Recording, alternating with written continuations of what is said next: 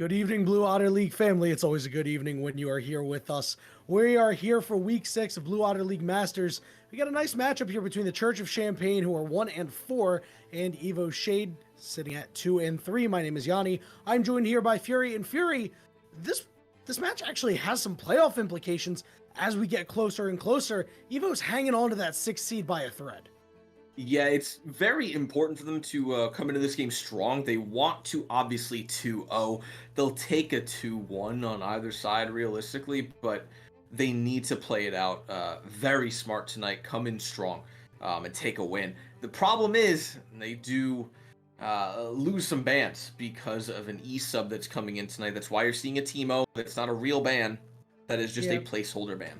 Fake news ban. But yeah, sometimes you got to get the E-sub on your team. And listen, you want to just get out here and you want to compete. So it's the most important thing. You want to go ahead and field a team. But this could have some very large implications for this EVO bot lane. I mean, this entire series is a little weird because the Church of Champagne are working with an entirely new roster, save for their top laner. They got a new jungler, new mid laner, new AD, new bot, new support, an entire new battery there. So this team might be able to turn it around, and this would be a great test for them because their schedule looks a little soft coming up. We're going to see them go ahead and first pick Rakan after we've gotten through a couple of bans here. That's an interesting first pickup because I feel like Xayah is so prioritized right now as an ADC. But picking up Rakan, maybe you're just not wanting the Xayah-Rakan duo, but why not just take Xayah? The Caitlyn Lux is a really good combo I like to see. I haven't seen it played in a couple months, if I'm honest, though. It's very prioritized by just kill lanes, essentially. You want to go in, just constantly push up, do a lot of damage. Caitlyn wants to just do as much as she can, but Nyla hovered with the Rakan angle here. It can work. That is just a strange hodgepodge of ADC and support, though.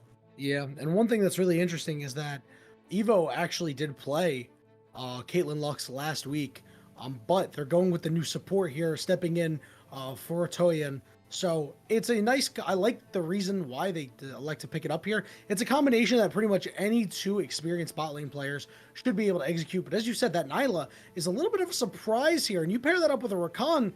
All of a sudden, there is a lot of CC to go around. You can lock up multiple members. I do like what the Church of Champagne are putting together here. They're going to go with a Kayn to round out their first half. Yeah, that is surprising. Obviously, the Elise was taken out of OVO, though. Gonna go with Kayn, which is a little bit strange. I would hope that then that's going to be Red Kayn, because they are very squishy right now. Lux later on, her ult's going to be on a 20-second cooldown. She's going to have some items. She's going to look to one-shot people here. Wukong picked up in return for that Kayn. Wukong very good at disruption, getting into the backline fairly easily. So while Kayn's trying to get to his backline, Wukong will be getting to Church of Champagne's, disrupting the Nyla, disrupting the Rakan, trying to do the best he can to peel for this Caitlyn Lux. But if Church of Champagne is able to draft some more, they can get to the backline, because already they're just looking to full bum rush the Caitlyn Lux. There's not enough peel for them. EVO will be in a little bit of trouble as the Gwen gets banned out here for the for Vess on the top side there. Final ban, well, not final ban, final 2 bans coming out on the side of Church of Champagne. Kind of interested to see what they go for the next couple here, because they could do Aurelia, they could do the Camille, opting for the Galio instead. Yeah, and you know what? I think that's a fairly solid ban because Galio is really good against them, right? If you manage to time it properly, you can shut down all 3 of the champions that they've selected, and it's a champion in Be Healthy's wheelhouse. You can pair it up with that Wukong, so I like that ban, to be quite honest with you. And EVO has no shortage of damage. So it's not like, going Galio would have really hurt their composition there. We're going to see the Sylas get taken away. So it looks like the EVO might have some plans to pick some really strong champions. That's why you can see in response here, they're at least hovering the Malphite ban. And I never want to have Sylas off the table and let your opponents pick up that Malphite. Yeah, I wonder if EVO's going to grab Lissandra, though. Kind of does the same thing as Galio. Doesn't really have the shield for his team, but still able to get into the back line, has very hard CC. You kind of get rid of the Silas for that reason, but no, they're going to go the Azir to stop the all-in from Church of Champagne, and Church of Champagne instantly hovers the Zoe here. I absolutely hate Zoe as a champion. Oh, I love Zoe. Not She's because quirky. she's annoying. I think hope she's Zoe just wins. terrible in team comps. I think she's very worthless. What's the old copy pasta? I hope Zoe wins because she's quirky or something like that. Yeah, I can't Is remember. my favorite champion. At this point. My favorite thing is when she talks about chocolate cake. We Yeah. are going to see the Ari get picked up here in response to the Azir. So, it is a matchup that you can see from time to time. It's very surprising to see the Azir, though. It really feels like after those nerfs, those mana cost increases, he's kind of fallen out of favor at least a little bit. I just hope to God EVO doesn't max Q on him and goes the real max, which is W now. But Camille has been picked up for Church of Champagne. They are fully committing. There is no disengage at all. It is pretty much all hard engage. EVO has a little bit of a better time on that because they have the Azir ult, they have the Wukong ult, complete disruption on their end for anything that Church of Champagne can go on to. I feel like they should have drafted something a little bit tankier that can kind of counter that, so that they're not just getting walled off as soon as they try to go in. And now Gragas just to help out with that. It's almost like all full disengage versus all full engage. Yeah, and I really like what Church of Champagne is doing. It looks like they're playing to their strengths. Vest getting this Camille, 66% win rate on the Camille in ranked games this season, 8th in the league in damage per minute. There's a lot of damage dealers in the league, in the Blue Otter League, in every role. So being in the top 10 is very impressive. And then you have 5 seconds, who is 5th in damage per minute. So these are two solo laners that know how to dole out damage, right? And that is really, that's a talent, to be honest with you. Sure, it sounds really easy. Oh, of course, it's easy to do damage, but the question is, can you survive while dealing that damage? And it could be difficult based on their champions. I don't think 5 seconds will have too much of an issue, but those two are really going to have to shoulder the load because Rice Farmer Tony and Nightscale, it kind of looks like they're playing out of position from the homework that I did. They're playing in the bot lane and they're mostly a mid and top laner. Yeah, and I will say as well, Camille is an incredibly strong champion, right? She is always in the game, regardless of whether or not she's ahead or behind. But if she's ahead, you've got essentially a Cho'Gath ult on your Q2 that's up every 5 seconds later on in the game. And that is going to be scary if you're EVO. You need to make sure that you are keeping Camille off of your backline, because as much as Church of Champagne is a little bit scary, to be able to get back there, you have enough to stop them. But Camille has a point-and-click ability that's going to not allow you to stop her from going in, and she's going to blow somebody up, whether it be Caitlyn or Lux. Probably going to be going after Caitlyn. Gragas, though, is a great pick into the Camille. His belly flop takes priority over her hook shot. So Gragas is a pretty decent counter into Camille top lane. We just need to make sure that Vess is not getting ahead. Maybe they send Wukong top to deal with it, let Gragas get ahead as early as possible. Who knows? Maybe they send Wukong top bot lane. But I think you keep your jungler top as much as possible. Play for the Azir and the Gragas, get them ahead. Let Caitlyn and Lux do their lane. They're looking for a kill lane regardless. I feel like they're going to be pushed up quite a bit. And I don't think there's really going to ever be a situation where they can gank unless it's just going on a full-on dive into the bot lane. Now, the problem is they can certainly get ganked. King can take a lot of creative angles, and Caitlyn Lux, not known for being the most mobile of bot lanes. But I agree with your sentiment. Let them cook in the bot lane. Let them abuse this Nyla Rakan. Nyla, not the longest range AD carry in the game. Get your Azir ahead, get your Gragas ahead. It is very important. It's also very important that Wukong and Caitlyn themselves, are strong and manage to get these items, manage to farm well, keep themselves out of harm's way, because you're heavily indexed into magic damage on the side of Evo Shade. So it is very important to make sure that those physical damage dealers that you have are not so far behind that it causes a problem. Yeah, the good news you have about that is nobody on the side of the Church of Champagne is building resistances except Rakan, right? Everybody's building full damage. What to realize too, Church of Champagne, I just noticed, has no range at all. Nyla, very, very short range, and Ari has Q every 10 seconds or whatever. Other than that, it is all melee. They Hmm. need to be very careful with how they play their cards. They need to look for picks early. I would say they can't really.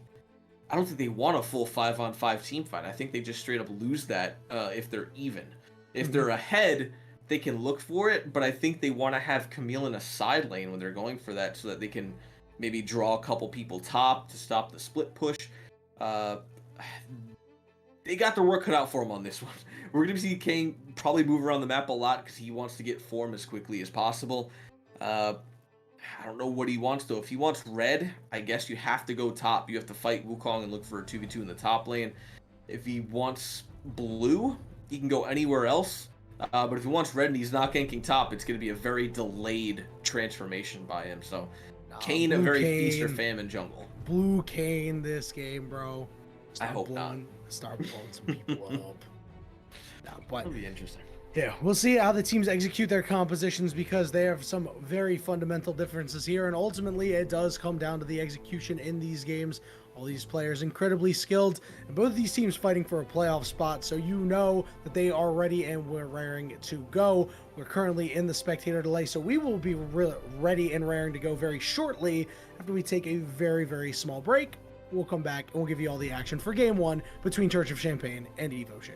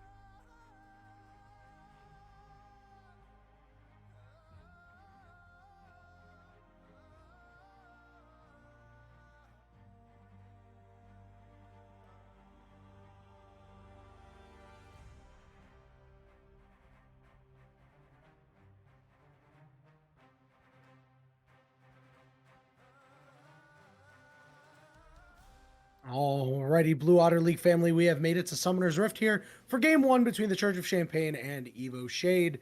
Fury, we did touch upon the playoff implications for this game just a little bit, as there's only 3 weeks left in the league after today, or well, after this week. And, things are a little bit different for these teams. EVO Shade currently 2-3, but can we expect that to continue over the next 3 weeks? They're facing Go Next, Dorado, and Lit Esports. Yeah, I mean, anything can happen, really. Like, you can look at those teams and say what you want about them, but I feel like every single game is a coin flip.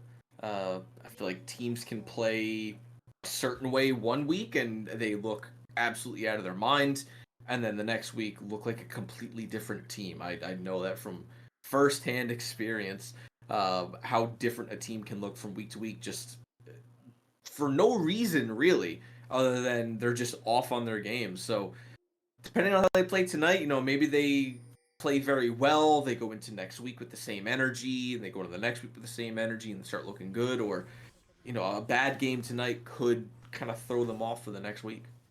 Yeah, it really could. And there's a lot of different elements here at play, especially with Benito playing in the bot lane as their emergency sub. And meanwhile, you talked about how teams could be so vastly different from week to week, but Church of Champagne is an entirely different roster. And that does a lot for a team right now. Obviously, 5 seconds has played a lot of games, but in a couple of different roles. Vess has been a mainstay, but the other three, this is they're just stepping in and looking to shake this roster up. And the thing is, the good news with Church of Champagne is that over the next 2 weeks, they're playing Mortals and Clown Card, the other two 1-4 teams. So a win today, who knows? By the last week of the season, we could see them at 4-4. Yeah, they could look a lot better. You could definitely argue that they had a much harder first couple weeks and they're going to have the last couple of weeks. But again, those two teams, they could suddenly pop off. Those three teams even could suddenly pop off and look like a completely different team and clinch a playoff spot for themselves. But I'm excited to see how that ends up working out. I think a very close end of season couple of weeks makes for really good League of Legends because the stakes are so incredibly high for everyone involved.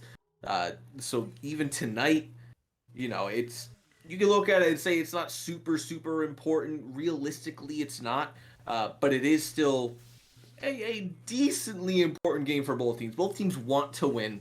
They don't need to win, but they definitely want to have a win going into the next couple weeks so that they can play a little bit safer. They kind of have a crutch to fall on rather than being absolutely just gutted and out of the game. We're seeing XD with a little bit of a early mid lane gank here. Yeah, he's showing up to Be Healthy here. Be Healthy is going to flash away, sidestep with a charm, but a very efficient gank there by XD.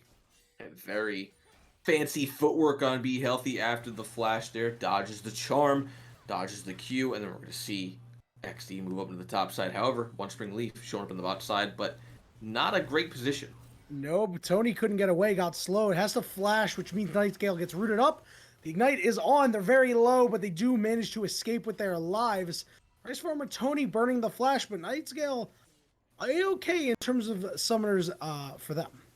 Still everything up there. Cleanse is still available for Tony as well. I did not think that gank was going to go as well as it did. One Spring Leaf had to walk around that entire wave, as did Nabos and Benito.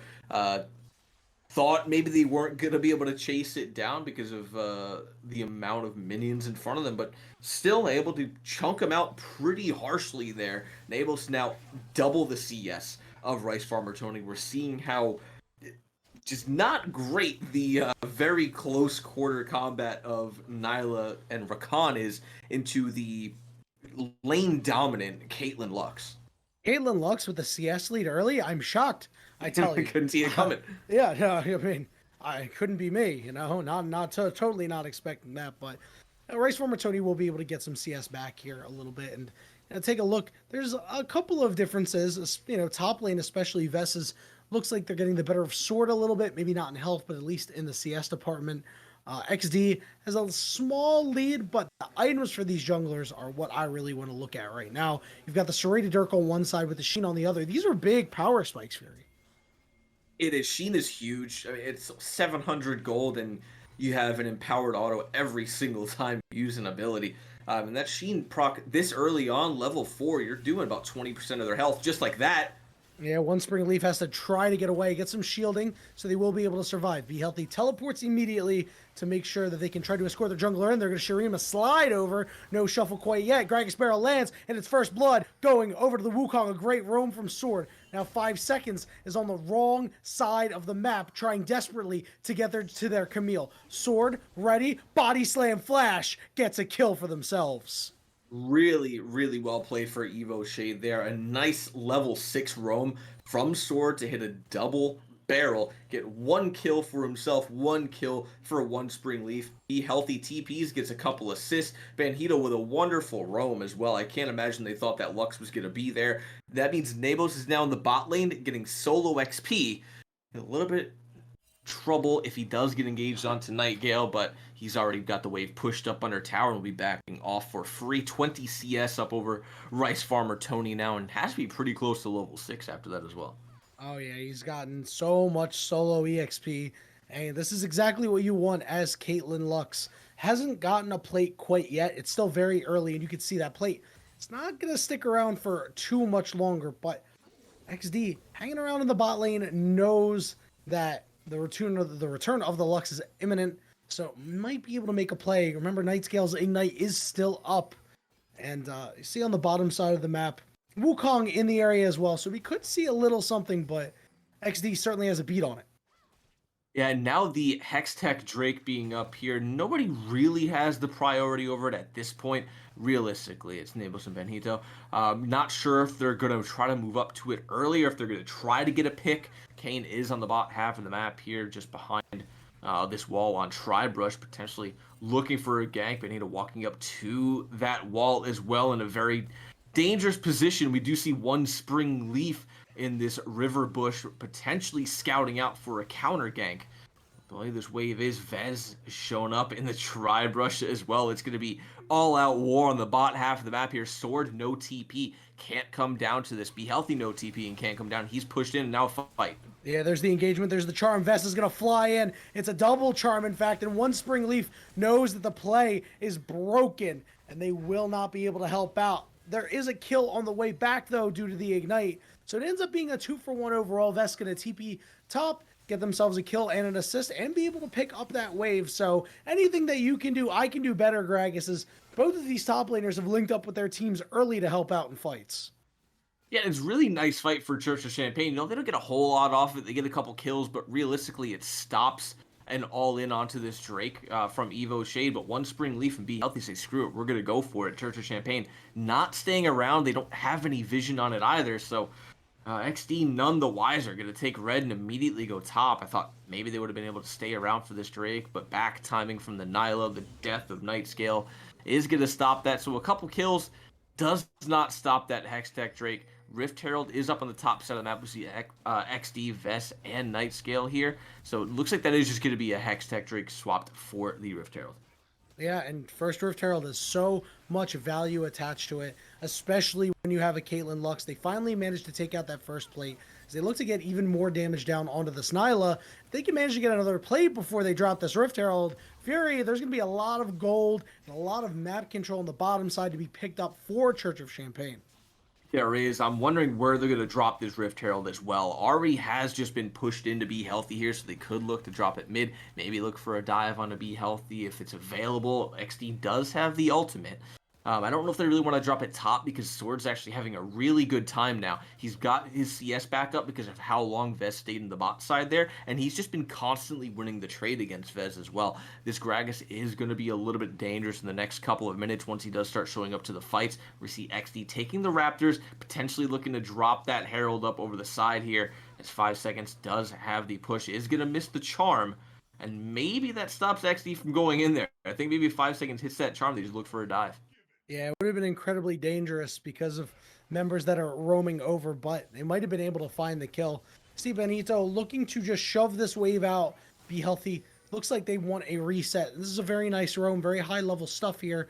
I like to see that, especially with the fact that Nabos is going to be totally fine down there. Tony and Nightscale took it back. And the CS lead continues to grow a little bit here for Caitlyn, despite the fact that kill and an assist went over to the Nile and makes life a little bit harder down there. But they're still doing okay, but it's not as well as you'd really like. No, you'd probably want a little bit more, I would say, just kills pressure out of the Caitlyn and the Lux. Not a whole lot going on after that bot lane fight earlier. Now, Sword potentially in trouble. XD is on the top side here. Sword has the ultimate to at least knock Vex away. I don't think he did. But Vez not going to have more help on the top side there. XD is going to have to back off. Yeah, realizes there's not really a play to be had there. So you got that empowered recall. It's okay to do that. Halftime left on the Rift Herald. So gonna have to make a decision eventually, or at least push the initiative here. Try to find a pick. Try to make a play happen.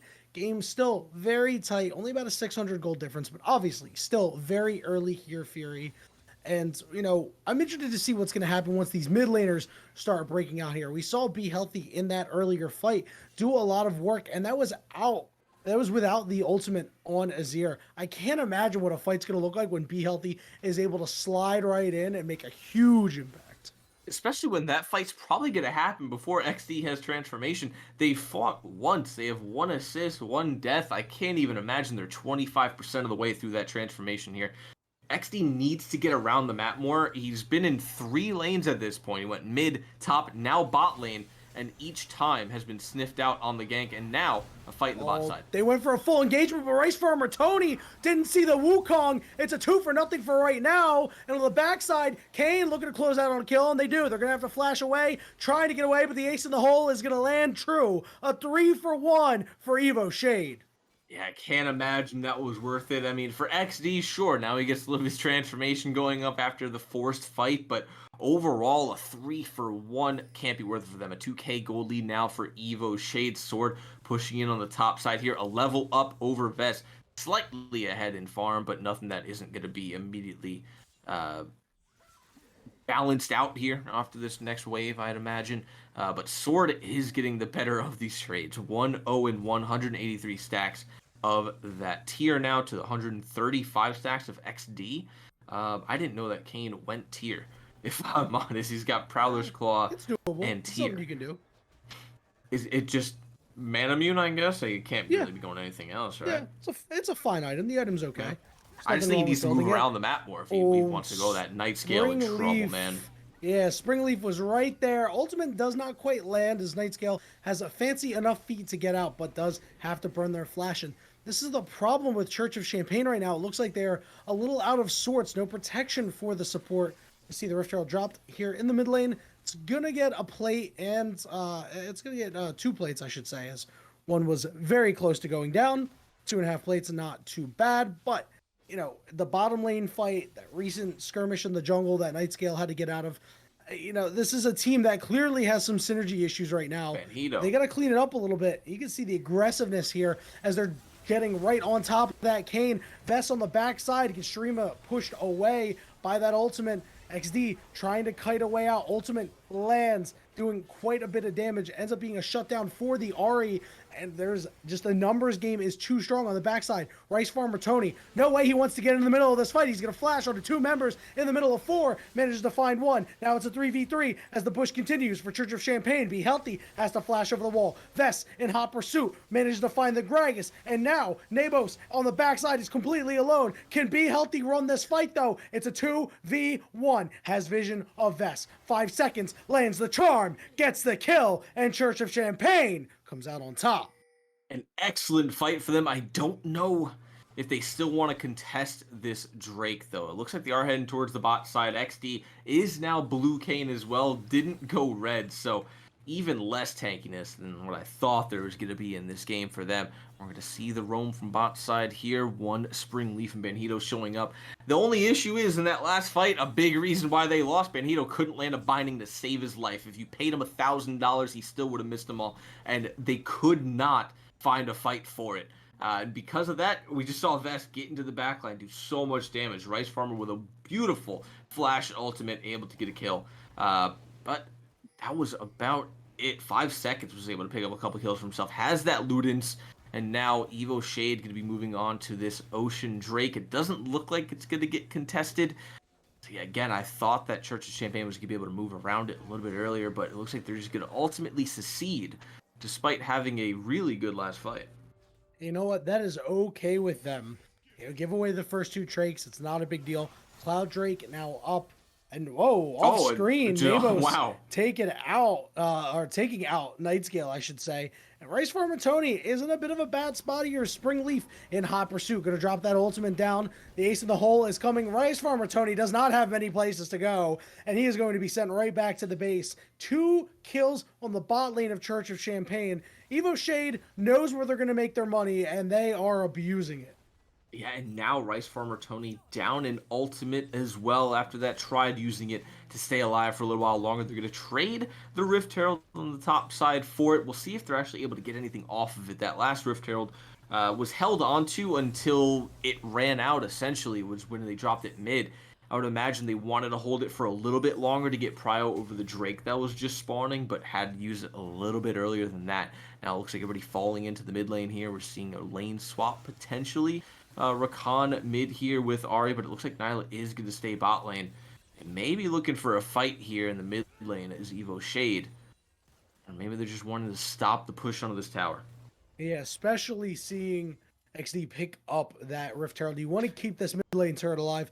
Opens up the map too much if you let it go down. And, you know, you don't want this map opened up against a Camille, against an Ahri, where they start to take very creative angles. These were the 2 players in the pregame we said, it's got to be Vest. It's got to be 5 seconds. They are the damage dealers, some of the best in the league at dealing damage. And what a surprise, 3-0-2, and then 3-1-1 on the other. And now the thing is, Nabos being as ahead as he is, same with one Spring Leaf, Vest has the target, right? The target is to get to the backline, jump on Nabos, try to blow him up as soon as possible. And one Spring Leaf, he has to either rely on Sword and be healthy to be able to peel, ban Hito to be able to peel and actually land those bindings to stop the engages onto Nabos.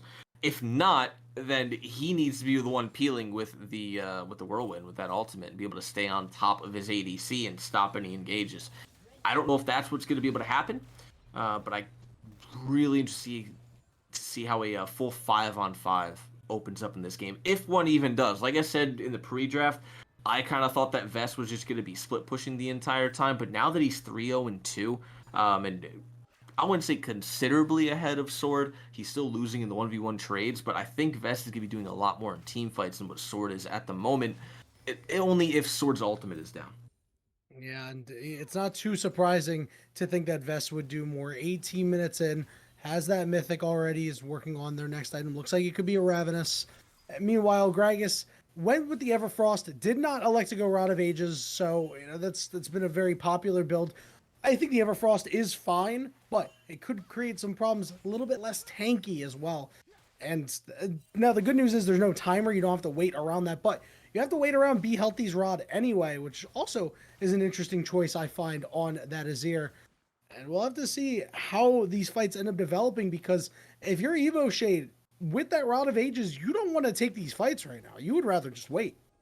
Yeah, I'm hoping it's at least Rod into Nashor's Tooth, but I feel like if you're not going Rod with Seraph's Embrace, that's just kind of the tanky build to go. I think Rod is such a bait item. I always will. I think it's just, you're doing no damage.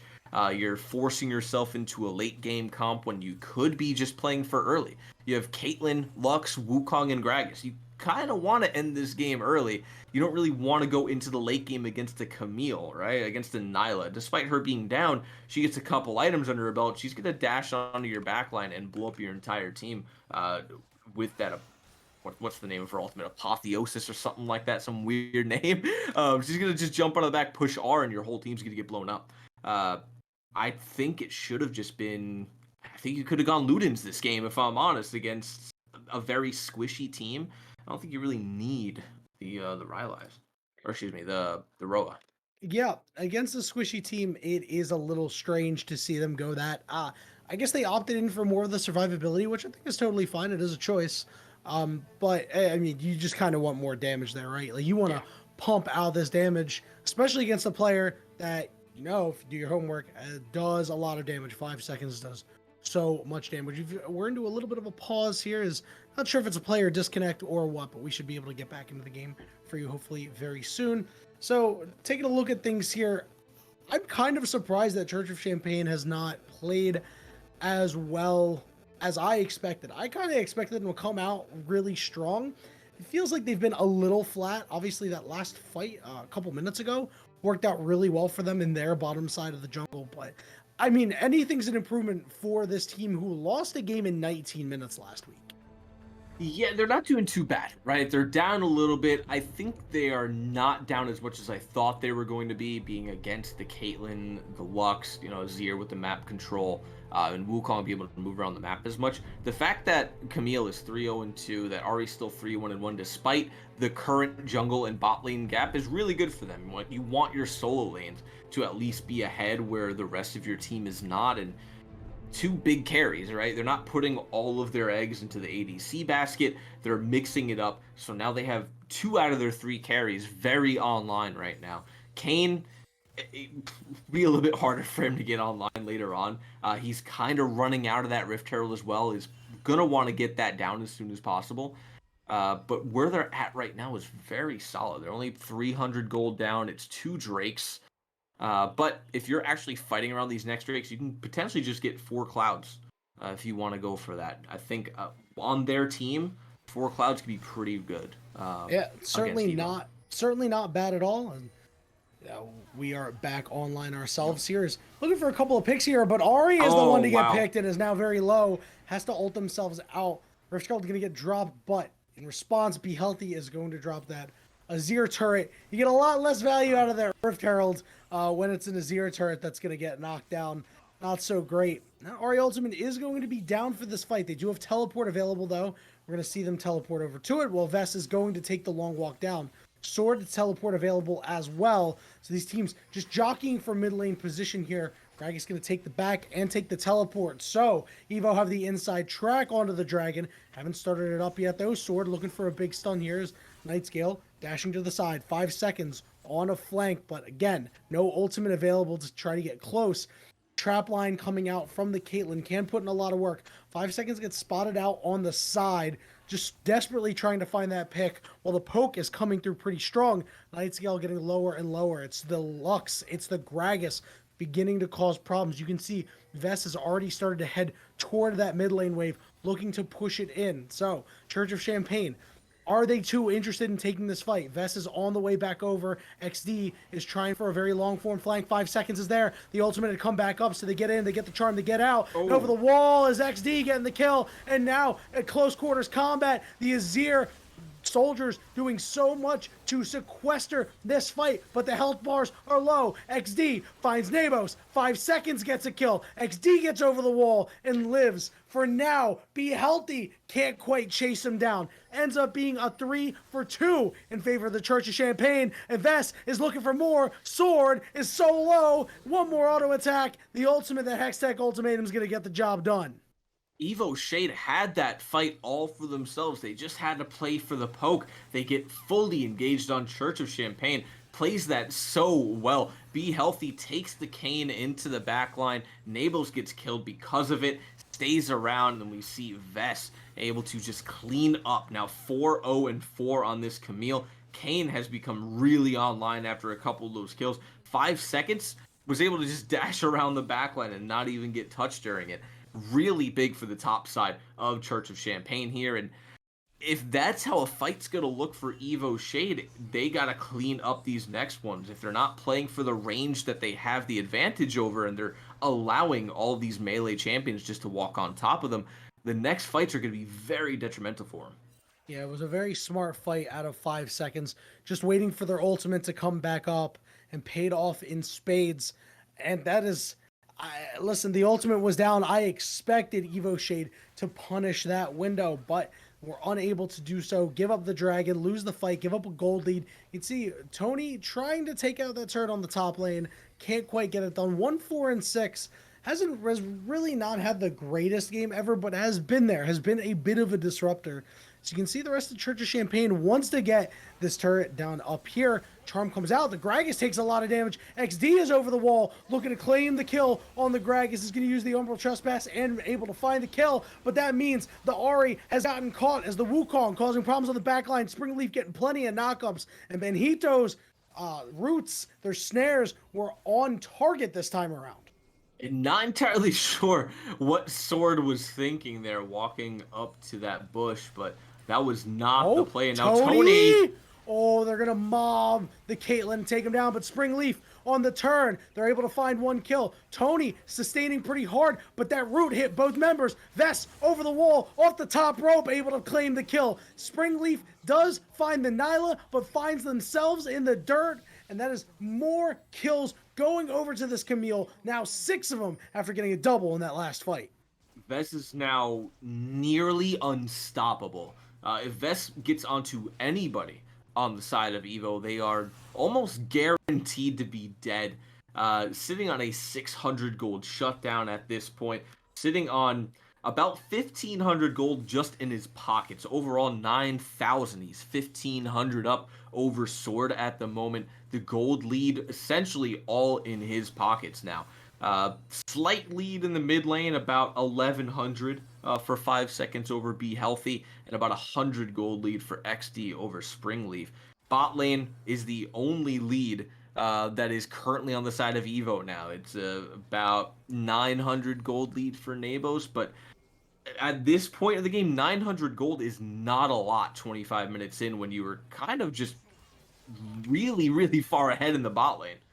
Yeah, this Caitlyn Lux did have the intended effect, but I don't think it was as potent as we thought it was going to be. Yeah, the score lines are not overly impressive.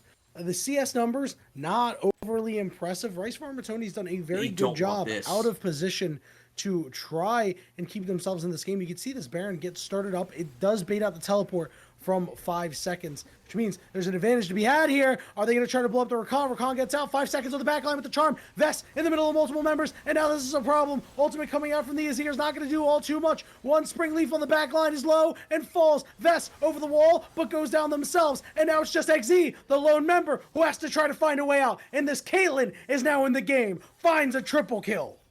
That was a fight that I thought was going to go completely in Church of Champagne's direction. Sword flashing onto Nightscale was so far away from his team. Vest was able to get to the back line, but they were able to do so much with the disruption from one Springleaf that they were able to turn that fight around, get a huge couple of kills on the Nabos there. You probably would have liked it to be spread around a little bit more, but kills are kills, gold is gold. They're going to walk it down the mid lane here. They're going to take 2 towers, potentially even an inhib here, because we do see XD on the bot side just trying to trade back a tower. He does do so. So a little bit of gold traded back to minimize the lead that Evo Shade now have.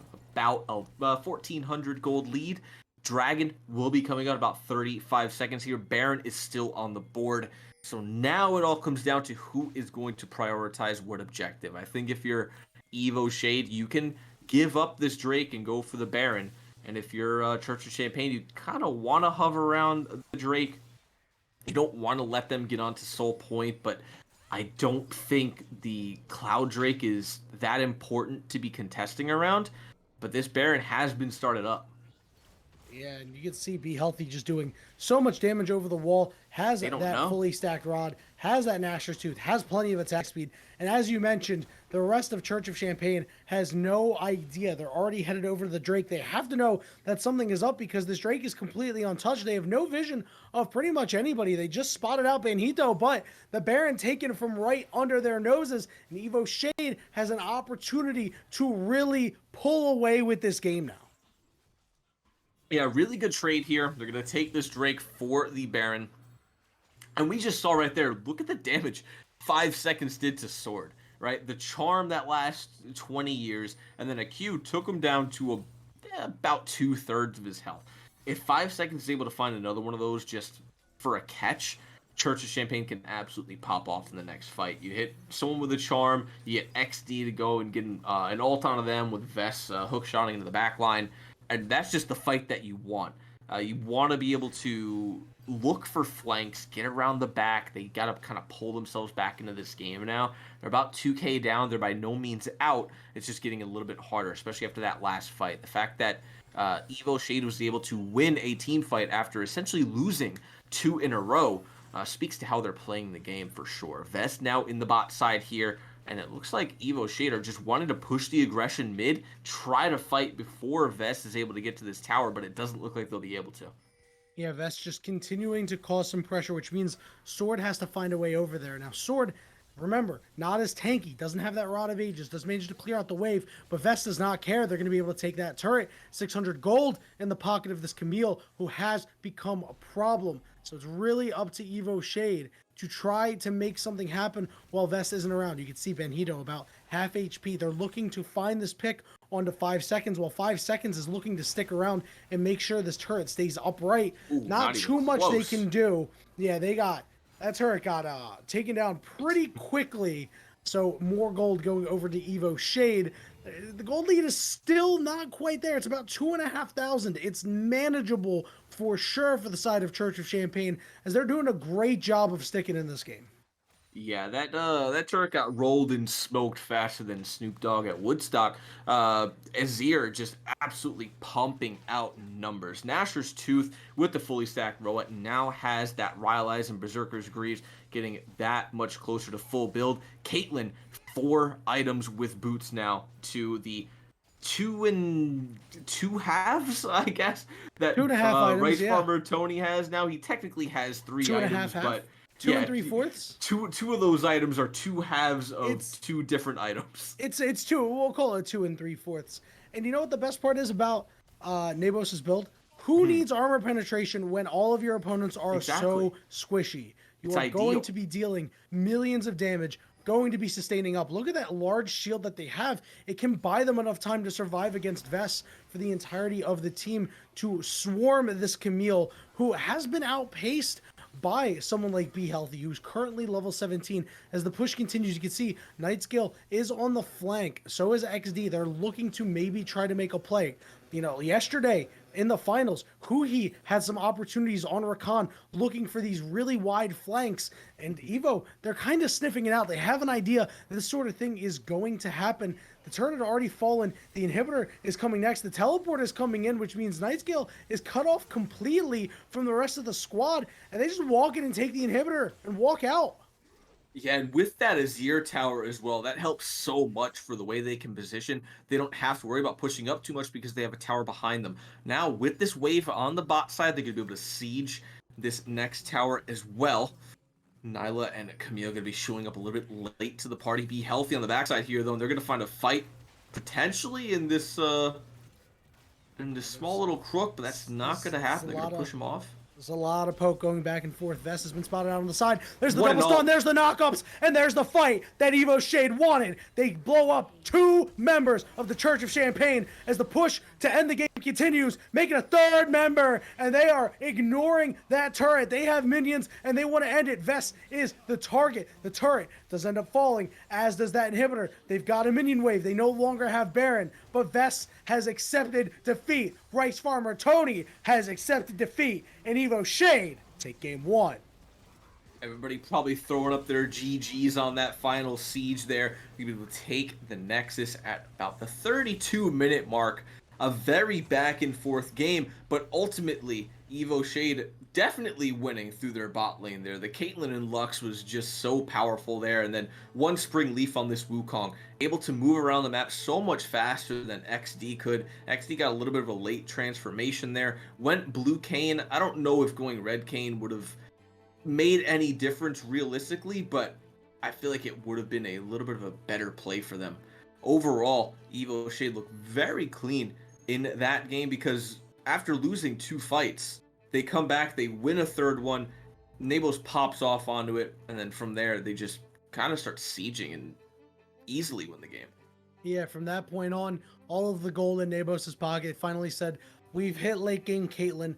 Don't worry about it. I will take care of everything. And they did. You know, biggest damage in the game, 23k, outpacing the lights of 5 seconds and Vess. no small feat, as we talked about multiple times. And both of them got out damaged by 2 carries here. Be Healthy managed to prop up 20k for themselves. Despite the issues that we may have had with their build, there's no denying that they did damage when it mattered most. Oh yeah, absolutely. Being able to get in there, get those stream of shuffles out, put up the walls to stop allowing anybody to get in. And if somebody does get in, you throw up the wall and nobody else can, right? So Vest gets onto the back line or Kane gets onto the back line, throw up the wall, burst them down, you move on to your next target. Game two, I don't know that much really has to change. I don't think it was a draft difference, if I'm honest. I think it was mainly just a micro difference. Just with how the fights went, I think a couple of those fights could have gone the way of Church of Champagne, but I'd like to see them maybe take a tank somewhere, some kind of front line that could just sit there and soak up damage. Yeah, they got to get some meat on their bones if they want to be able to contend with the damage that we saw EVO Shade pull out. We're going to take a very short break while the teams reconvene and get a draft strategy together. And when we return, we'll see for the draft of Game 2, the Church of Champagne versus EVO Shade.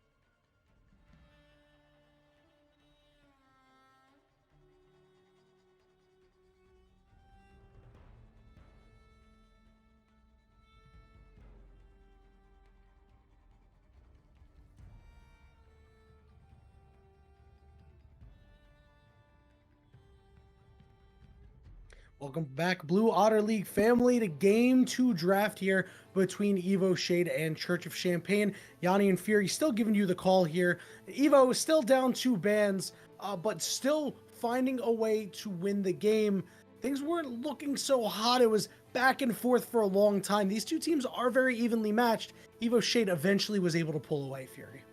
Yeah, after a couple of really good fights by them, able to take their lead to the next level and then start to siege and look for more fights with the lead that they garnished and play very smart to end the game when they could. They didn't want to go really any further into that game than necessary, with Vest becoming, essentially an unstoppable force. The Teemo and Zyra are not real bans. Those are the two E-sub bans. Yeah. Zero Elise bans. is The only ban for EVO. The other side, though, Church of Champagne getting rid of that Caitlyn. They don't want to see that on the map. They get rid of Jax as well as the Thresh. And EVO, they're going to first pick the Jarvan. Yeah, the Jarvan first pick is kind of interesting, right? Because Jarvan's actually the most picked champion in BOL. It is a 45% win rate in 29 games, right? Yeah. Wukong has the highest win rate of champions, I think, over 10 games, at least over 12 games. I know it's a little cherry picked, but has a 64% win rate. He's not banned here. He was picked last game. He won last game, and yet it just does not get selected here. I'm a little weirded out by that. I got to be honest with you, Fury. But Kindred pick here, that's a pretty solid response into Jarvan with that ultimate available. And it looks like they're going to go back to the well and pick up this Rakan once again. We didn't see quite a large impact with those ultimates last game, so hoping for a bit of a change of fortune here for Nightscale. Yeah, EVO probably want to grab something more ranged again against this Rakan. Caitlyn not up, potentially Jhin on the table if they want to go for that. Maybe an Ezreal, MF.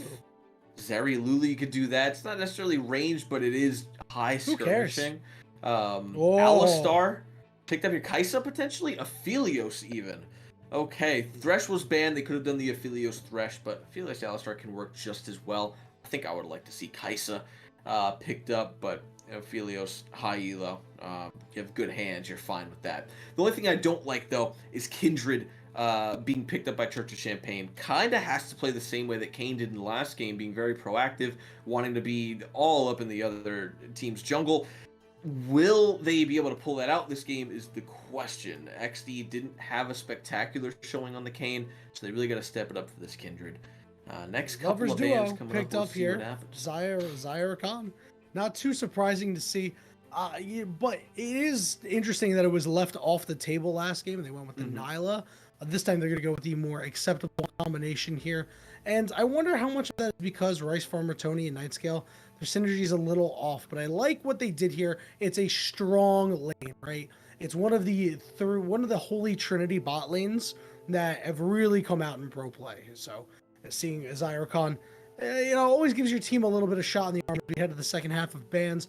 We're going to see that Jace and the Ornn get taken away. Jace, contentious pick in this series, has been banned now both games. We'll be interested to see if Silas could be in the cards for Church of Champagne, because Silas is so good when there's an Alistar on the other team. Yeah, and it was banned out in the last game as well, so we'll see if it gets banned out this time around by EVO. No! Snap it off. They leave the Silas up, take out the Camille. I really want to see the Silas picked up. That's one of my favorite counter picks in the game, honestly. It's such a good pick in Alistar, and then it forces EVO to think a little bit differently about what they want to do, right? All of a sudden, there's some champions that you really can't take because of fear that, like, oh yeah, this Silas is just going to kind of run us over if he gets to steal some pretty good ultimates. So let's see if mid or top gets picked first here. It looks like they're going to go with the top pickup here. It is going to be the Gwen. So we're going to need to see some sort of engagement come out of the mid lane here. Maybe a Galio?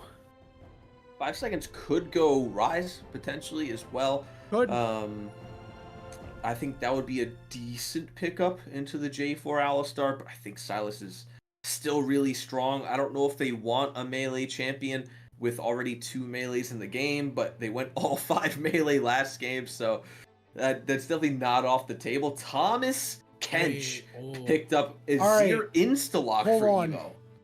Hold on. Remember that Alistar in last patches has gotten buffs for solo lane. Listen, I'm not Alistar trying top? to say that it's going to be Alistar top, right? Because a sword is a very well practiced Tom Kench player. So it could definitely go to sword, but there's always a chance, always just a little chance that it could be Alistar top. Would be a little surprised here. We are going to see the Syndra champion that really surged in popularity, but has kind of fallen off the table. That'll go toe to toe with Azir. Yeah, if I'm honest with the Alistar mention there, I don't know that if you were thinking of doing Alistar top that you would have picked Tom Kench, because both of those into Gwen is not ideal. Gwen realistically should win those. But you know, you do what you do on your comfort picks. The Syndra pickup, I am not a huge fan of when you have Alistar and Tom Kench already on the table. Who are you trying to auto? You're not going to get behind onto Aphelios, right? You're not going to be able to ult him. J4 is going to be on top of you. Maybe you ult him, and then in lane, you try to ult Azir, but I think he's going to be a little bit too tanky to kill. So Syndra is completely single target, except for Scatter the Weak. They have to play for picks this game, essentially, despite the fact that they have Kindred, Rakan, Xayah, who want to look for a full 5-on-5 team fight. The pick comp doesn't really work for the Syndra this time around. Yeah, and the biggest thing about that Kindred ultimate is the Alistar is a bit of a counter to it. You can just headbutt somebody out and get them blown up before the heal procs, right? Now, they do still have some okay pick tools, but it's mostly just Rakan and Syndra. I just fear that they don't have the damage, right? Gwen, we know, can dispense damage with ease. But how is Gwen getting into these fights? It's got to be Rakan Xayah to set them up to CC them down, and that's so much pressure you're putting on this bot lane that hasn't played a whole lot of games together, and that is playing out of position. Really, right as I'm about to talk, I just choke. Oh, well, we get a reset here. Looks like a misclick. Oh no, someone DC'd. Looks like that Vest. is, you know, yeah, Vest that DC'd is on that one. that is a-okay, and you know what? There's not too much more that we really have to talk about. We feel like it's probably a little bit better here. We're just going to cut away for a very short break. And when we return, we'll hopefully be into the game here for the second round of Church of Champagne versus EVO Shade.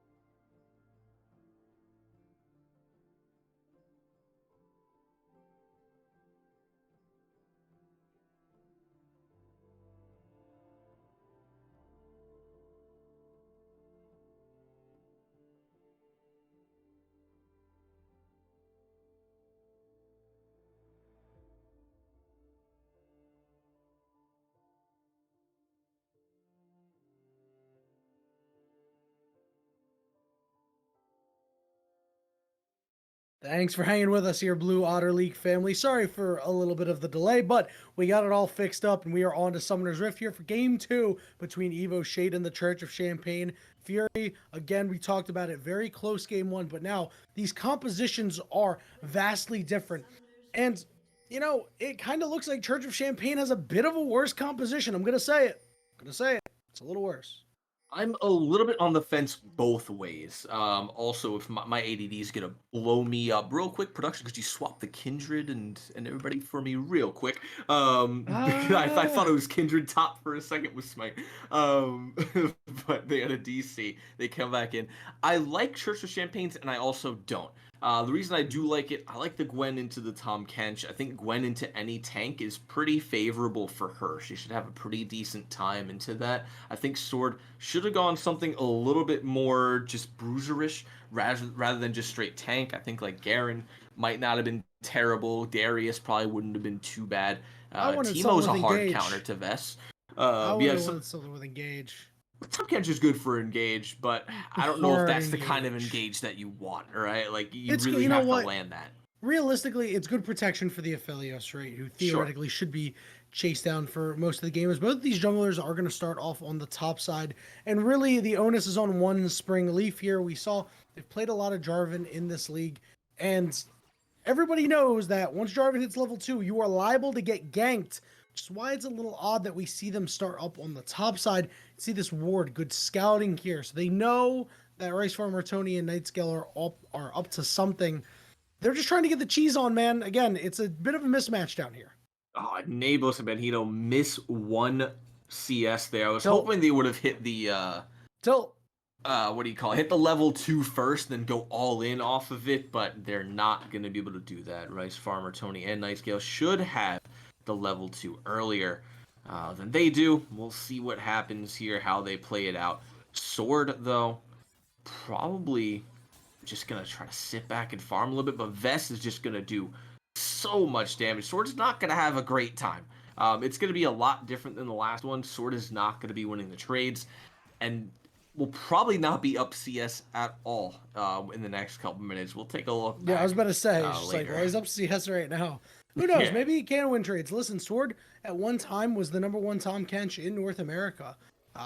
Tom Kench top lane specifically, but that's pretty good stuff there. You can see Benito doing a pretty good job here on the Alistar, causing some problems here for Nightscale, but they must took a lot of damage from minions and Rice Farmer Tony to make life a little difficult for now. But yeah, I mean, I would not be surprised if Vess, managed to run Sword off the Rift and make life really hard. But it looks like we're going to see Jarvan head to the bot lane here. A full engagement has come down. The heal is there. Jarvan just waiting on the knockup. Nabos is very low. Missed the flag and drag, but they will be able to claim first blood. And Nightscale is unable to kill Nabos. It's a double kill for the Aphelios. Nabos so close to death there. One Spring Leaf just missing the flag and drag, which could have been detrimental to that fight.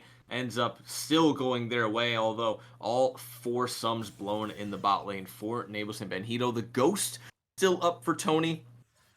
And you were talking about it in the pregame, right? Now that we're looking at Vess and Sword, you were saying that, the Gwen doesn't really have an in on these fights. I don't know that Vess wants to be in on these fights. I think Vess can stay topside and just keep pushing. He should have enough of a lead over Sword that 2 people will have to go up there and stop him if he's just constantly split pushing. I think that should be the play this time around. With the Camille, it was a little bit different. He was ahead enough to where he could go in and help his team out in fights. But look at this. 4 minutes in, Sword has to take a back. Is just barely up in CS, but he's going to have to blow this TP already. Yeah, pretty good pressure put out here by Vess. And if you recall in game 1, the roam plays were really important. Sword is not going to be able to use a teleport to roam or to, try and make a play happen on, on a turret or anything like that. And Vess this time around, they have the priority to make that happen. Be Healthy could be in a little bit of trouble, but they are able to slide themselves out. And that's the pitfalls of playing Kindred. Can't close the gap really other than your hop. No stuns either. Just means that Be Healthy is able to get out. Yeah, the hop plus the wolf slow is your best bet at getting into fights here. Be Healthy going to get a nice ward onto his Raptors for his jungler and is now helping to take out XD here with those Raptors as well. And Attack! now XD Attack moving my down onto minions! the bot side here as well. Potentially a 3v2. Banhito very low. Oh, he's in a lot of trouble. He's going to be able to find a way out. XD is here. The target is Nabos. Banhito will fall, but Nabos is able to trade one back. A 1-for-1 in a 3v2. I think you take that as well. That's Nabos getting a kill. Now he's 3-0. You trade that for Banhito, I think, every day of the week, Is that honestly. Berserker? It's got to be Berserkers at the L9. He's Oh, throwing it up. yeah, listen, they are ready to in, baby. One Spring Leaf, level 5, here looking to get this wave shoved in so Nabos can back, spend the extra gold that they were able to pick up and make life hard on the bot lane of the Church of Champagne. EVO Shade has come off with a really excellent strategy here that this Jarvan has been the orchestrator of. And now Banhito roaming up to the top side here. Now that One Spring Leaf is bot, Sword does need help. Vess is level 6. This could be a problem. Vess is going to turret dive and they're able to find the kill. But Banhito out of nowhere makes it a 1-for-1. The gold on the Alistar, not what you'd like, but at least they managed to trade what could have been a very bad situation. Yeah, I think for Sword, it's not the best, but it's okay. I think getting a kill regardless there, if you get it or if you get an assist, is fine. You need gold, you need items, you need sustainability against Vest right now. Otherwise, Vest is just keep shoving you in. Right now, Sword is doing a good job of at least keeping even in the CS department. And then Banhito just did a huge solid by holding that wave top under tower. He is going to miss the cannon, but Sword is going to get about 2 waves worth of XP. Well worth it. It is well worth it. You got to do what you can to make sure your top laner can stay in the game because that's one back-breaking part of the game that if it gets out of control, this Gwen can and will be a problem later on. You just want to make sure that you give Nabos enough time to get really strong and cause some problems for the enemy team. You can see XD up in the top lane. They want to claim another kill into Sword. It's going to be really hard, though. Again, no CC between these two champions. OCC, the wave isn't exactly in a gankable spot right now, going for a lane gank, but man, the snip from Vess just absolutely chunking out Sword. And Sword can get away. Like you said, there's no CC. He can just Abyssal Dive and get out of there and not have to worry about anything. And just like that, XD has to wait about 30 seconds of his time in the top side here that he could have been spent clearing. One Spring Leaf is now level 6. XD a level down at the moment, moving on to his red buff. He's not even going to be around for this Hextech Drake that's about to spawn. Bot lane for EVO has full priority, and they could probably just look for this Drake. Yeah, they're looking for the mid lane. You can see Jarvan floating around there. They want to get this kill onto the Syndra while there's still a lead onto XD, while XD has to still try to farm up to make things close because so far they've been completely shut down by this Jarvan. Spring Leaf, though, looks like they're headed a little closer to the bot lane. Syndra has been spotted out, but that means that Spring Leaf also had been spotted out because they know that Squire's Bloom was procced. They're going to trade Drake for Rift Herald. Yep, and you know what? That's a good trade. You will take that if you are Church of Champagne. You can get a lot of value out of that Rift Herald. Hextech Drake, though, it is definitely a very valuable Drake. And it's actually pretty big for Church of Champagne as well. I think Hextech is really good early. However, having the Rift Herald and being able to bring it topside right now, if you're looking to do that, which I think they should. I think they should absolutely bring that top because of how dominant Vess is looking up there. Sword had to blow everything top. He was on about, I would say, single-digit health, maybe double-digit health off of the fight top. I was kind of watching the mini-map. It happened off-screen. Sword had to blow his ult. Vess almost killed him. While the whole time XD was taking the Rift Herald. So if he was actually in that, that would have been a kill, plus maybe top lane tower. But I imagine right now they wait until Vess gets another good trade. You bring that Rift Herald top, you look for a good push. Bot lane, I think it's going all right for Rice Farmer Tony, right? I think you take being ahead in CS despite the early 3-0 on Nabos.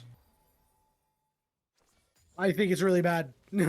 I think if you're a Rice Farmer Tony, you're very sad that the Aphelios is 3-0. Yes, you do have a CS lead, but they have a multiple kill lead. You can see the back here coming out of one Spring Leaf, so they don't really want a piece of that fight. You know, Benito still level 5 right now, Tony and Nightscale could pull the trigger whenever. I don't think they will, though. Back up in the top lane, Vest just chilling out, using the scissors, doing be like, hey, I'm just gonna farm up for a little bit, but we really need to see XD make a play happen here. Church of Champagne kind of needs to get this gold into their pockets. They're not down by a whole lot, but when you're staring down 3-0 in Aphelios, you don't want to give them more time to get to their items. You want to try to shut them down immediately. Yeah, absolutely. And Banhito's doing a great job at just absolutely pushing Nightscale and Rice Farmer Tony away from the wave, and just doing so much without having to do anything at all. He walks up a little bit and instantly everybody has to back off. He's applying so much pressure, but now potentially caught out. Uses that Banhito's headbutt. all See fine. you later. Again, the counter to Kindred, you just headbutt Kindred. You just bonk. It's just W, point and click. Send him super far away. And you can see, look, Nabos is putting down so much damage. Are you sure that Rice Farmer Tony's okay with this? I think he is, as long as his support is not just walking up and inting right there. Listen, that was Rice Farmer Tony not where you want to be. Rice Farmer Tony just took damage from 1,000,000 miles away. Like, this is going to be a problem, but it could be a problem for EVO Shade. XD is here waiting in the wings. They want to go for the engagement, but Banhito just playing patient. They think that something's up. Springleaf is in the area, ready to make a play happen, but 5 seconds was able to get all the way down. They're going to knock up and they're going to take out the Rakan. Banhito is the next target. He's been rooted and he is down. It ends up being a 1-for-1, but in a 4v3, you'll take that if you're EVO Shade. And now, there's fighting in the top lane. Get in my belly here, Gwen, as they're in a little bit of trouble, taking a lot of turret shots. Sword trying to push out further, but no more damage to be had. The ultimate's coming out. Wait, the stun into the knockup. Is Sword going to be able to turn this? The shield is up. It's nothing but auto attacks now. The stun is down. Vest is falling. Sword getting the solo kill onto the Gwen. That is going to start spelling doom for Church of Champagne there. A great fight in the bot side. They trade 1-for-1 on their supports. The fact that Sword was able to 1v1 Vest right there, a beautiful stun, and now XD. Oh, XD is in a lot of trouble here. Are they going to be able to help out Nightingale trying to split multiple members? They do get stunned up near their turret, but 5 seconds knocking multiple members away. They bail out their Kindred. Yeah, that was a very, very dangerous fight, but now... Oh, who's going to bail out Nightingale? It looks like it's going to be 5 seconds that's able to help them out with the flash and the grand entrance, able to make a nice exit. Nightscale able to just barely get out by the skin of their teeth. Same as XD. They are playing very, very risky plays here and able to get away with it somehow, not get absolutely punished for it. There realistically should be a couple more kills on the board for EVO Shade, but Church of Champagne just able to make their quick escapes. Next objective in about 40 seconds. I can't imagine we see Church of Champagne even try to contest this, Drake. Yeah, things are not looking so hot for them.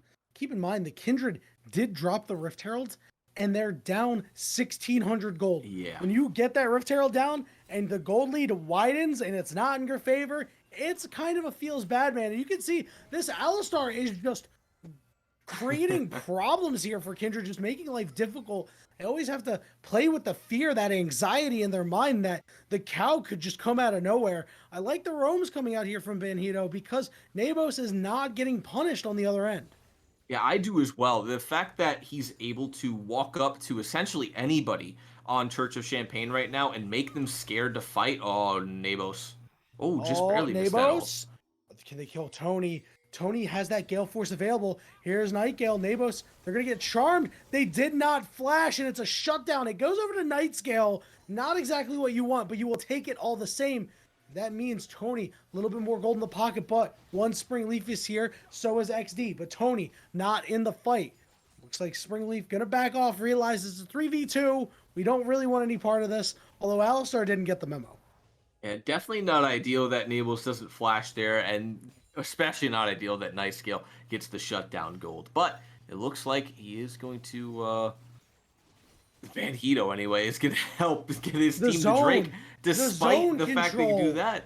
Alistar's zoning this game is just phenomenal. Banhito knows exactly what he wants to do, and it's just walk at people and make everyone scared. He's done it wherever he's going. He went top and helped get the kill on Gwen. He's walking into XD's jungle, into uncharted territory, and scaring him off of his own red. And now he's going to find Nightscale on that red as well. Listen, it's Banhito's pasture, and we Oh, are just participants, but they might have bit more than they could chew off. They're looking to put them on the table for slaughter, but the Emperor's Divide is huge. Sword doing so much damage. They force out the Kindred ultimate, but Sword is so tanky. They're trying to get away. 5 seconds, lands the stun. Vess with the snip snip, causing problems on the bottom side. Nabos gets a solo kill onto Rice Farmer Tony. It's a 1-for-1 overall in the map, but Banhito's hubris forces their top laner to fall. yeah, that's the caster curse, right? Right as we're talking about how well Banhito's doing, he ends up getting caught out. Unfortunately, gets caught on that blast plant, and now a Rift Herald could go onto XD here. Would really like to see a Rift Herald get used in a more proactive way than it was in the last one. Both times, XD is just holding on to it until right as it's about to run out. There's no rhyme or reason to the timing of when it's getting used around objectives either. But now a potential 3v1 in the mid lane. Be healthy with the fancy footwork, though, is able to sidestep all of 5 seconds abilities. Yeah, and we saw in the bot lane, Nabos was able to take out first turret. Vest going to respond in kind, which does mean the gold lead shrinks at least a little bit, about 600. Again, game 1, these two teams were so close, but here in game 2, we're looking for a bit of a difference here as Sword has now found a second kill. They've got the Anathema's chains in their inventory. Listen, man, I'm just going to say it. I told you that Sword was going to be able to make some plays this game. He is, yeah, that was a really nice play. The Anathema's now in the pocket, able to throw that onto Vest, take a little bit less damage. And it was also just really smart by Banhito to be on the top side of the map, knowing that that mark was there on the Gromp so they can contest it. Now we're going to see One Spring Leaf take it. Little bit of a skirmish in the mid lane, 2v2 with Be Healthy and Banhito against 5 seconds and Night Scale. Nothing really coming out of it just yet, though. XD does still have this Rift Herald in the pocket. So we'll see where they end up deciding to drop it. If they want to drop it mid and look for a push, maybe drop it bot lane just to get a tower and open up the map a little bit more. It feels like they have to try to make a play, but they don't have too many playmakers here. Nightscale has not been able to get anything done. 5 seconds has landed a couple okay stuns, but they weren't able to really bear any fruit. So it's causing problems here for the Church of Champagne. Might have to keep the bubbly on ice, looking for a big win this week. They're going to try to find engagement on a Rice Farmer Tony. I like the flag and drag over. Tony, though, gets stunned. There's the grand entrance along with the taunt. The Blade Caller does a lot, but Tony can only try to get their support away. They're not dealing as much damage as they'd like. Sword is so tanky, but XD is here. They have the Kraken Slayer. Sword able to find a way out, but now Vess is here. The Sarima shuffle not quite landing on multiple members. Sword will finally fall. Finally goes down. It took everything, but the Church of Champagne manages to find a kill.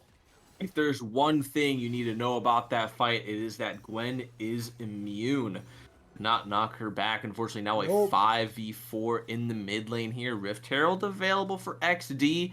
Whether or not they decide to drop it here is the question. I would imagine this would be a great time to do so. Finally, as you said, gets it out of his inventory. Night Scale is still here, though. Nabos has ultimate available. Remember, Aphelios wasn't in this fight, so Nabos is very strong. If they overstay their welcome, they could make a play happen. They've rooted 5 seconds, but looks like they're just going to clear out the Rift Herald after their turret goes down, and it's a very, very small gold lead for the Church of Champagne. But this game is very much looking like the same as game 1. Yeah, now we're back to dead even in terms of the gold as well. I think that EVO Shade got a little bit too ahead of themselves in the last couple fights. They're playing a little bit too greedily. And we're seeing Church of Champagne take full advantage of that. Like right now, Be Healthy getting absolutely chunked, just trying to zone everybody off of this tower. And it looks like they're going to be able to take down that first mid lane tower. They're going to move on to this Drake and potentially going to get killed onto Nightscale. Nightscale goes down, and again, it's just Church of Champagne overstaying their welcome. They took their backs late, which meant they were always going to be late to this dragon, but with their support down, it's going to cause some problems. And now Kindred is the target and does not have many places to run. They are chasing down the Omen of Death. The knockups are there, the kill is there, and the entirety of EVO Shade had shown up, and now their sights are set on that dragon, putting themselves on Soul Point. Moby boots on the cow. As one fast Alistar Benito able to run down XD with a great pick right before this Drake. Not necessarily that they needed the pick, however, it does negate any form of steal if XD decides to hop over the wall, drop the ultimate, and look for a smite steal. That is out of the question now. Sword having to jump away from Rice Farmer Tony here, who has that Gale Force in hand now. Basically, I would say about the same gold at this point. Oh, not anymore. Now that Nabos has picked up an Nope. IE, Nope. not He's got his anymore. Infinity Edge. That is a scary Aphelios. Now he's only about 700 gold down, which isn't a whole lot, but is definitely enough to where this next fight is not going to be good for Tony. Yeah, it looks like Nabos is out here trying to call game 4, 1, and 2. Has had a very nice game for themselves. We haven't really seen the big fight happen, but with this extra crit damage, I'd imagine the next time it's going to be problematic. Red-white guns available right now, but there's no fight to be had, so we'll see if Nabos is able to cycle his guns properly to get some strong ones for the next fight. Nightscale over the wall, but Nabos wisely playing away from it as the rest of the team comes to back him up. There's just nothing that the Church of Champagne can really do to get to this guy. No, there's, like you said, there's really no engage except for Rakan, right? But if he's jumping in, nobody else is behind him. They can't do anything except for watch Nightscale almost die, basically, while trying to ult everyone. Their current team comp isn't great for a full 5-on-5. They should be looking for picks rather than grouping onto each other like this and allowing EVO Shade to move everyone down to whoever they're trying to pick now. Sword's free farming in the bot lane at this point. We just saw Be Healthy take a tower up top. Vess is trying to take out a wave. They're just bleeding on gold now. We just saw it was dead even 2 minutes ago, right? Now it's about a 2k gold lead in favor of EVO Shade. Next Drake is in about 3 minutes, so there's really no objective to be had except for the Baron. And I can only imagine that the only people that can go for that are going to be EVO Shade if they look for a pick. Yeah, Church of Champagne really has to get their butts in gear if they want to try to get these second items to be able to contest a fight. Once that dragon goes to EVO Shade, it's going to be nigh impossible to kill them. These tanks are going to get extra shields. The squishy members are going to get the shielding they so desperately need against this full damage team composition. Things just have not gone well for the Church of Champagne, but they might be able to find a pick onto Springleaf here. No knock-up, though. Nightscale has not really landed them. A couple of good ones this game, but a lot have been left on the table. Yeah, the ones that have landed have garnished kills, but the ones that are missing are pretty detrimental to the team because they've either missed and not gotten a pick because of it, or he ends up dying because of it. Everybody's kind of hovering on the top side of the map here too, man. Bandito needs to be very careful because a grand entrance lands from Nightscale. That could spell death here. He is going to be able to get out relatively freely here. I do want to do a quick checkup, though, onto XD here. Never mind. I'm pretending I didn't. XD is sitting on 2 stacks.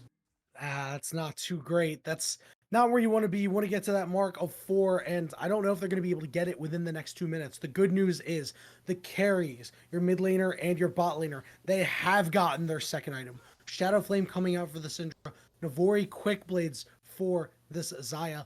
Thought it was an interesting choice for the Syndra to go into the Leandries. I understand why, a couple of tanky members, but you know, your job is to burst down the lower health ones, the squishier ones.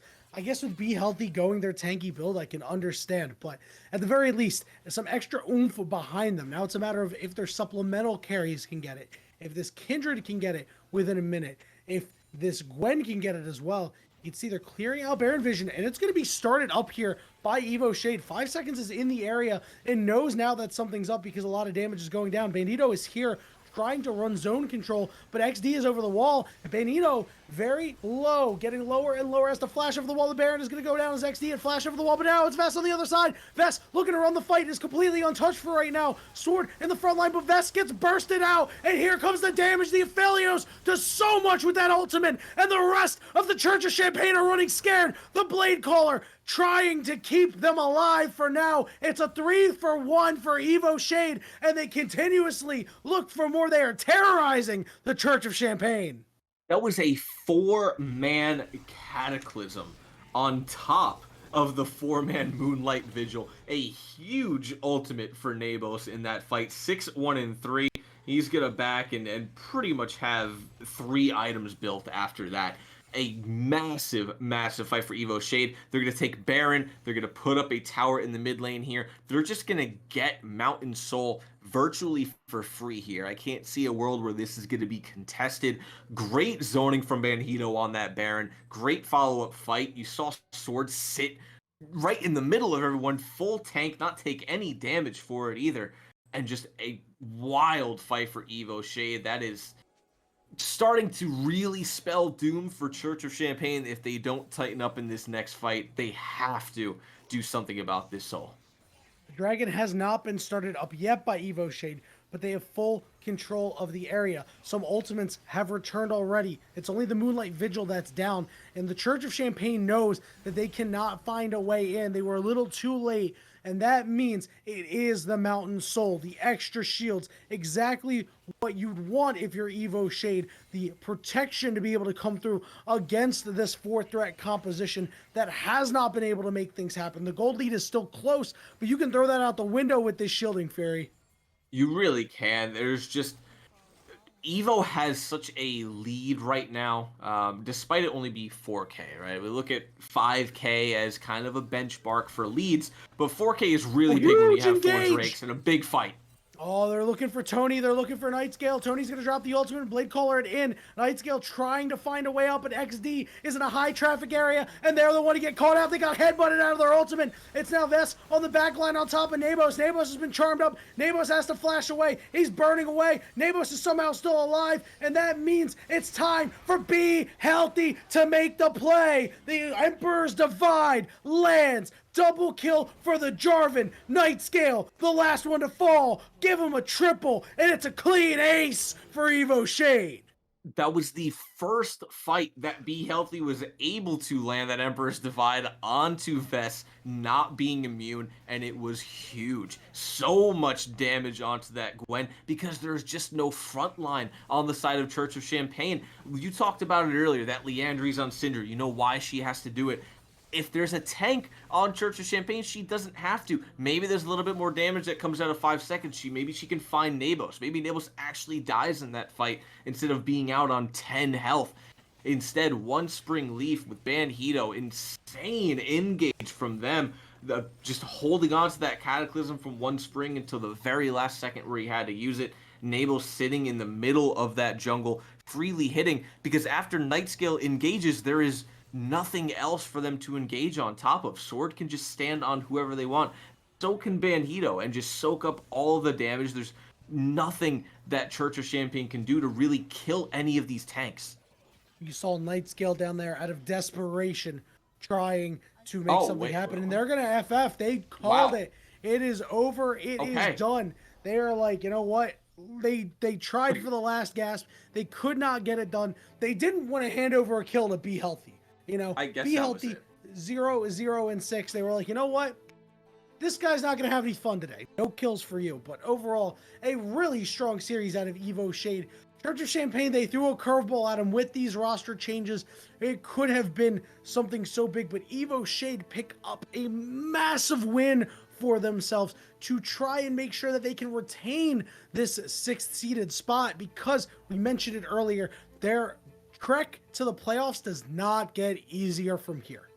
It definitely doesn't, but if what we just saw tonight, losing 2 bans off of V-subs and still able to show a dominant performance like that, what does that really say, though? Do they want to go into next week with the same thing? Do they bring back, you know, their normal roster? What is the stronger version of Evo Shade now is what they need to think of going into next week. Do they swap out these actual members to, you know, put them on the team and not E-sub, put them in as regular subs, get them on the roster so that you're not losing bans and you look even stronger by having 5 full bans? I don't know. I'm really interested to see how the other games are going tonight, because I think that'll really show what's going to happen next week for, you know, the 3 teams that are playing, whether between Evo Shade, Church of Champagne, and whoever I think Evo Shade is going against. Yeah, so far tonight, it looks like Clown Car got a 2-0 victory over Mortals due to an FF. But Go Next FF. Gaming was able to 2-0 Raw Shadows, which is not entirely surprising. unexpected. But Raw Shadows, my dark horse of a team, really. I thought that like maybe they would be able to put a lot together and were unable to get the job done. So Go Next Gaming now 4-2, which I mean, it also just makes the road for Evo Shade a little bit harder because now, remember the records earlier, it was 11-4 for the next three teams. It's now 12-4. All of the teams that they have to play against have 4 wins at the very least right now. We don't even know the result of Death Cards and Dorado Gaming. I don't even know if Death Cards are playing right now because I don't know if they were partying out there too much. I saw them at LCS Finals in Raleigh. I saw a lot of them, which was really cool. I didn't get to talk to all of them, but, you know, if there was any time that they would drop a game, it's the day after finals if they are playing. Yeah, You know, that's the time to take advantage of them, right? They're sauced up. yeah, a little hungover, a little groggy. You know, they're having fun out there. This would be the time to take advantage of that. But what we saw tonight, Evo Shade are looking like pretty solid contenders in just judging tonight's games. You know, going into next week, I'm not sure yet, but they played very, very well. And I hope they continue that going into next week. Yeah, it was a pretty impressive showing here. Now, this was a match that we did expect them to win, right? This is something that we thought that maybe Church of Champagne was going to look a little different with their roster, and they did, and they fought hard. This game was very close. Both of these games for a while were very close, but that doesn't necessarily bode well for Evo Shade. They are going against some of the best teams in the league moving forward, so we'll have to see if we get any prime time games with them later on in the season, as there's only a couple of weeks left, but we still have plenty of Blue Otter League action here for you. Not tonight, but in the future, because you know we got Platinum tomorrow night, 8 p.m. Eastern. We got Master McNasty versus First Class. That'll be casted by Nyarko and by Shibby. And then we've got BOL Gold on Wednesday night. It's going to be at 9 p.m. A little bit of a pushed back time here. It'll be the TPO Goats versus TD Embrace. And then finally on Thursday, this one will be at 8 o'clock. It'll be TD Syndicate versus SG Tau in IBS. So remember, 8 p.m. every night except for Wednesday. That'll be a 9 p.m. start time for all of your Blue Otter League needs. But Fury, it has been another fantastic night of Blue Otter League Masters. And unfortunately, it has to come to an end. But that does mean we'll see you in about a week for some more Blue Otter League action. For myself, for Fury, for our producer, Ejinx Behind the Glass, thank you so much for all of your help here tonight. We hope you enjoyed, and we hope you to see you tomorrow for some more Blue Otter League action. Aye.